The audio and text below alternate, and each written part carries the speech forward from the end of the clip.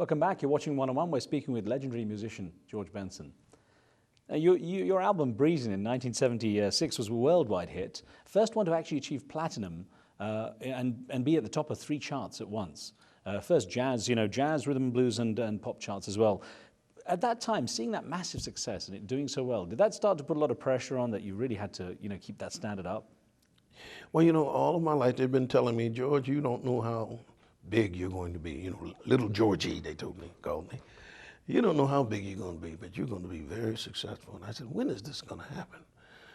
I had went to New York and started my career recording and went to some nice places, got a lot of recognition from the critics, and even reached the #1 guitar status in my late 20s.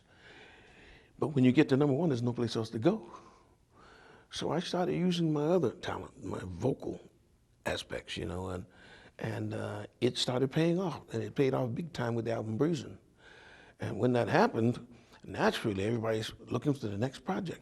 Well, what are you going to do? Are you going to play guitar, or are you going to sing? I said, why shouldn't I do both? And they said, yeah, but this Masquerade was such a smash record of the year at the Grammy Awards, and the album won 5 Grammys.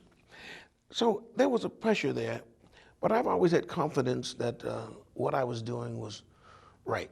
I did it for the right reason. I played music because I love to play. Yes, it became a way to make a living, a good way to make a living. But I didn't feel like I should have to prove anything to anybody. And I felt that the reason why they bought those records because they liked what they heard and that they could feel what I was trying to accomplish. So I kept doing what I was doing, not worrying about whether it was going to be a hit or not. I think it was legendary producer Creed Taylor who didn't like the sound of your voice and was like, don't do it. He discouraged you from singing. I didn't appreciate that until years later. He had no real experience with vocalists, and he always dealt with tremendous instrumentalists, Stan Getz, Jimmy Smith, Wes Montgomery, and those were just a few of the many that he dealt with. And he was very successful with them, with that. So when I came there and people say, George sings, he said, he let me do one song. It was a song that a lady named Esther Phillips had. She couldn't make the record date, and he had the tracks, so he wanted me to try it out. And he said, you have to change the key. I said, no, don't change the key, because I had a very high voice, and I sang the song. And it became a #1 disco song, especially in Great Britain. And I didn't even know that. I went to Great Britain to play at Ronnie Scott's, which was the #1 jazz club in London. But no one told me that my single, which was called Super Ship, was about, talking about, you're moving along like an ocean liner. It's a super ship, and you're knocking down doors, and you're killing. You're really doing well in the music industry. Until the last day, they said, when are you going to do your hit? I said, what hit is that? If you look at the music industry the way it is today, do you think that if you were starting out now, you could have become as big as you have become? That's a good question there, brother. I'm going to tell you, because the music world is fragmented now. It was less fragmented 30 years ago. When a person had a great song, it usually crossed over into the different parts of the country. And once they heard it, they said, oh, this record deserves Mayor Play, and everybody would jump on it. That is no longer something that is doable, as doable as it was. When it comes to your music, you said a couple of times you've had to break rules along the way. What kind of rules? I still do that. I try never to do what I did yesterday, because everybody's waiting on you. It's like the bootleggers who wait on records. Oh, we know the next record by such and such is going to be a smash, so let's be ready to print up a couple of million illegals. We're going to make a fortune. But the next project does not sound like the last project. It's completely different, because I've heard something and learned things over the last year or so, or whatever it took to make that record, and I inject it into the new project. It doesn't always make the record company happy, I can tell you that now, because if I had never sang anything different than this Masquerade, they would have been happy. 10 records later, I don't know if they would have been able to sell it. And I don't believe my career would be alive like it is today if I had done that. I was intrigued to read that you play the guitar while watching the news because it inspires you. That's kind of scary. Yeah, the news is all over the place, and so am I. But it's the reality. of where we are in history, and it's affecting our lives every day. So while I'm practicing, I might hear something that's being played on the radio, on the news, even a little theme song, and I'll steal that line. Oh, that's pretty tasty, and then I'll embellish on it.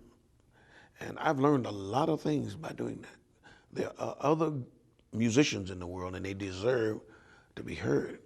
That much I believe in. And yes, I've learned a lot from watching news.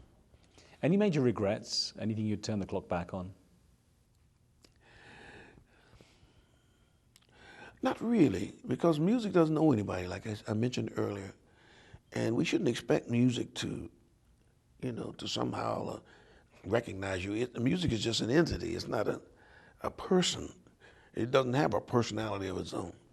It is what it is. And those who are listening to your music become the beneficiary of it. That's why I believe if you make them happy, they may support you. Who knows? But if they don't, you still are involved in an incredible scenario that our God has given us as a means of entertainment, communication, therapy. It does so many things, and we probably have not discovered them yet. But those little, what we call 12 tones, being repeated over again at each octave, is so flexible and so unsearchable in terms of, its infinity. We don't know where it's going to take us next. That's the intriguing part that keeps music alive and still doing what it's always done. It can make you happy, it can make you sad, it can fix things, it can create, it can, when we get sad, it can soothe us. So I let it be what it is. I don't try to change the main purpose of music. I use what's available to me to help me communicate to my brothers. I'm talking about the world. And hopefully I never deal in the things which are negative. We got enough of that. I'm hoping that my music causes us to go like this here and hug up, and appreciate how good life can be. That's my main purpose. Are there any outstanding projects, anything you really have wanted to do for so long but never had a chance to get your teeth into? I achieved one of them not too long ago. I played with a flamenco player, and I never knew what I would do if I did, because I consider them master musicians at what they do. Even though some of them are not readers or technical, they have technique. Just about all of them have great technique. But they come from the streets, and I understand in Spain, flamenco guitar is like what we call blues here. So it's not something that is across the board, but it is fabulous in its own context. So I finally got a chance to record with a young player named Tomatito. And the amazing thing is I have 7 boys, he has 6 daughters or something like that. I said, I don't want them to meet because I always want to be your friend, But musically, we blended together. That's the kind of thing. I had always hoped that one day I would study classical music or flamenco. I never got around to it. And believe me, it's a whole new way of life and a different way of thinking of things, very much as satisfying as anything else. And for that reason, I appreciate it very much. How would you like to be remembered? What would you like people to think of as your legacy? A person who appreciates being alive, no matter what the circumstance that brought me into the world. And it was auspicious, it was different. A person who loved his parents and loved his friends. And when I say that, I'm talking about my neighbors, those persons around me, no matter what they come, where they come from, and no matter what their circumstances. A person who wants to always give. But there's 2 things that I learned from being a Bible student. I study the Bible all the time. He said that you have to love our God who gives us everything, and that's rightfully so. And to love your neighbor as yourself.